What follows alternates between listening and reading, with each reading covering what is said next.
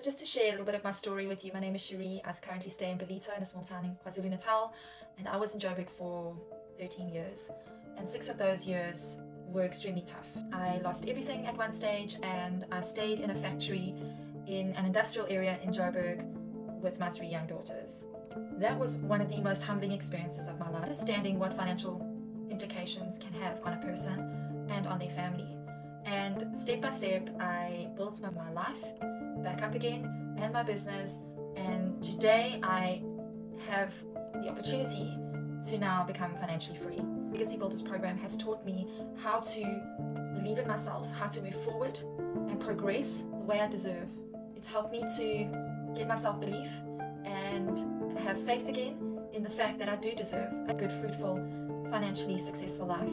And that is the absolute biggest blessing, is that God is showing me a vehicle to be able to change my life, to be able to change my children's lives, to be able to input into their lives and to create new forever memories with them.